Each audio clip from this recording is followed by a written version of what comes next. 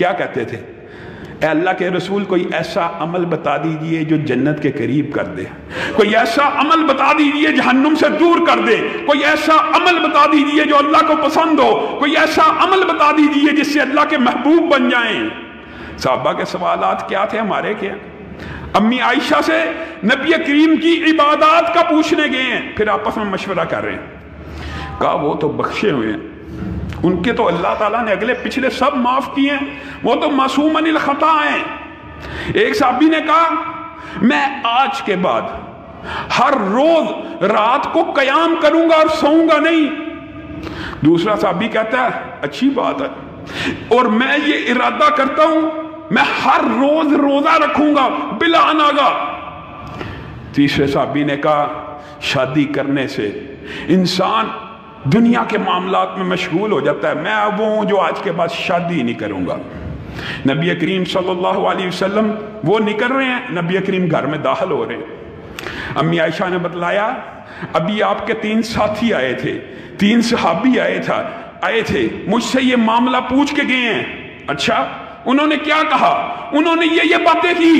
نبی کریم صلی اللہ علیہ وسلم ایک دم کھڑے ہو گئے، فوری بعد نکلے، ابھی کچھ دور پہنچے، ان تینوں کو پکڑ لیا، کہا رکو رکو رکو رکو۔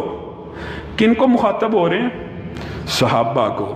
ساری دنیا کے امام، سارے دنیا کے اولیاء، ساری دنیا کے فقیہ جمع ہو جائیں، کسی ایک صحابی کی عظمت کا مقابلہ نہیں کر سکتے۔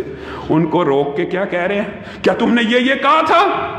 ہاں اللہ کے رسول ہم نے یہ کہا تھا۔ سنو میں تم میں سے سب سے زیادہ اللہ سے ڈرنے والا ہوں۔ نبی کریم صلی اللہ علیہ وسلم سے زیادہ کوئی دنیا میں متقی ہو سکتا ہے؟ کوئی ان سے افضل اعلیٰ ہو سکتا ہے؟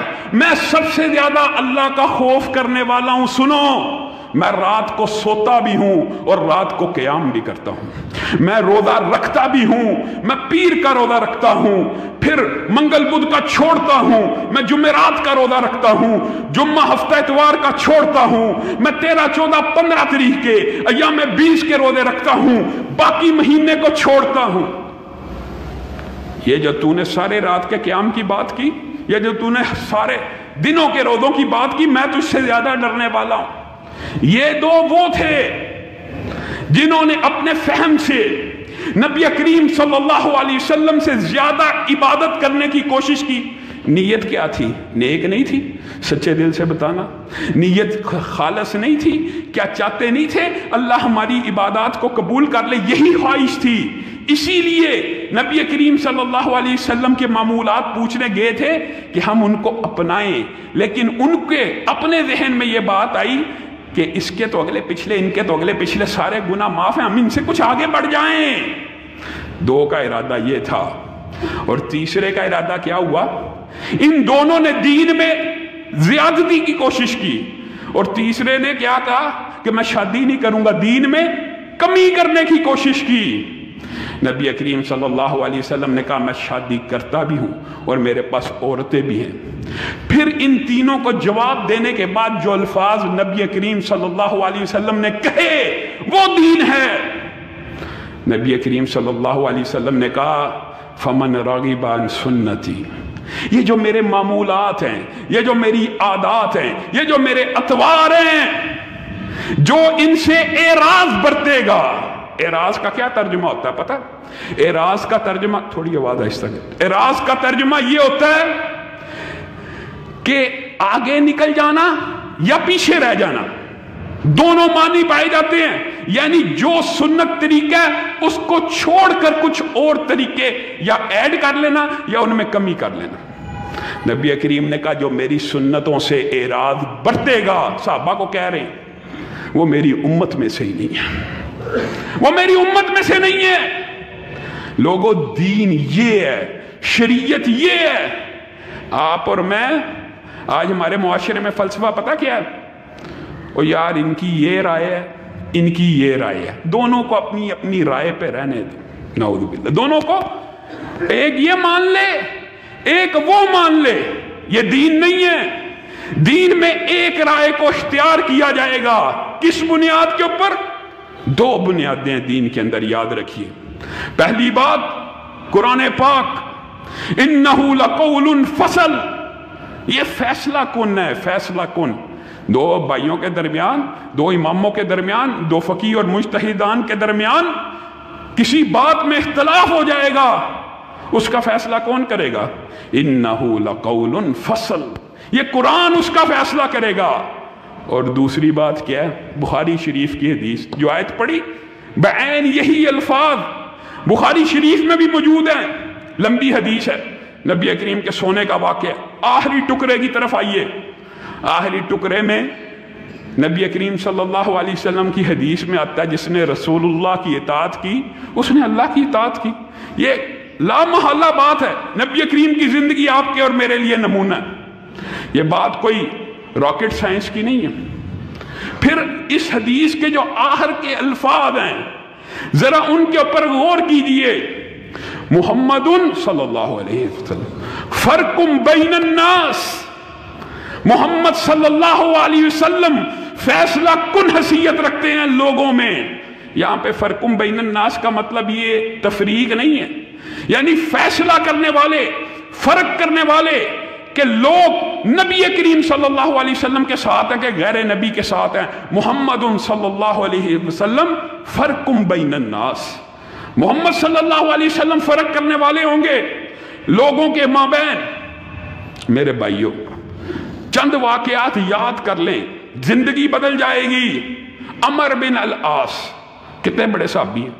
معاذ بن جبل کے بارے میں تو عظمت کے واقعات لوگوں نے سنے میں، لیکن عمر بن العاص کون ہے؟ اتنے عظیم صحابی ہیں کہ ایک فیصلہ نبی کریم صلی اللہ علیہ وسلم کی بارگاہ میں پیش ہوا. نبی کریم صلی اللہ علیہ وسلم عمر کو کہتے ہیں اس کے مابین فیصلہ کروا دو. آقا آپ کے ہوتے ہوئے عمر فیصلہ کرے؟ آپ اس فیصلہ کرنے کے اہل ہیں، آپ کے ہوتے ہوئے ہماری کیا مجال؟ ہاں حق میرا ہے، لیکن میں یہ حق تجھے تفویض کرتا ہوں. یہ عمر بن العاص کی فہم و فراست ہے. نبی کریم صلی اللہ علیہ وسلم اپنی زندگی میں، اپنی موجودگی میں عمر کو حکم دے رہے ہیں ان کے مابین فیصلہ کرو. طاعون پھیل گیا، طاعون کی بیماری. عمر بن العاص علاقے کے حاکم ہیں. طاعون پھیل گیا، صحابہ تابعین عمر بن العاص کے پاس آئے، کیا کیا جائے؟ عمر بن العاص نے کہا اللہ کا عذاب آ گیا، ایسا کرو وادیوں کا رخ کرو، نہروں کا، دریاؤں کا، اس وادی کو چھوڑ دو، دور بھاگ جاؤ. لوگ سامان سمیٹ رہے ہیں، گھوڑوں پہ لاد رہے ہیں، اونٹوں پہ لاد رہے ہیں، شہر سے باہر نکل رہے ہیں. سامنے سے کون آ رہے ہیں؟ معاذ بن جبل آ رہے ہیں. کہاں جاتے ہو؟ طاعون پھیل گیا. طاعون پھیل گیا تو کیا ہوا؟ عمر بن العاص کا حکم ہے بستی چھوڑ دو، نکل جاؤ، یہاں پہ رکو رکو، میں عمر بن العاص سے بات کرتا ہوں. معاذ بن جبل عمر بن العاص کے پاس گئے، کہا تو لوگوں کو نکلنے کا حکم دیتا ہے؟ جی. تیرے پاس کیا دلیل ہے؟ اللہ کا عذاب ہے، اس کے اندر ہم اپنے آپ کو مبتلا کیوں کریں؟ معاذ بن جبل نے کہا یہ دلیل نہیں ہے، یہ تیری رائے ہے، یہ تیرا مشورہ ہے. اچھا آپ کا مشورہ کیا ہے؟ میرا مشورہ کوئی نہیں. نبی کریم صلی اللہ علیہ وسلم کی ایک حدیث میرے پاس ہے، جس علاقے میں طاعون کی بیماری پھیل جائے باہر والے اس علاقے میں داخل نہ ہوں اور اندر والوں کو فرار اختیار کرنے کی ضرورت نہیں. اندر والے فرار اختیار نہ کریں تاکہ باہر بیماری نہ پھیلے. عمر بن العاص ضد پہ اڑ گئے دور حاضر کی طرح. آج ہمارے معاشرے میں ضد، تعصب، اپنے اپنے اماموں، مولویوں، فقیہوں کا اس قدر زیادہ تعصب ہے. حدیث کے مقابلے میں امام کی بات نہیں چھوڑنی.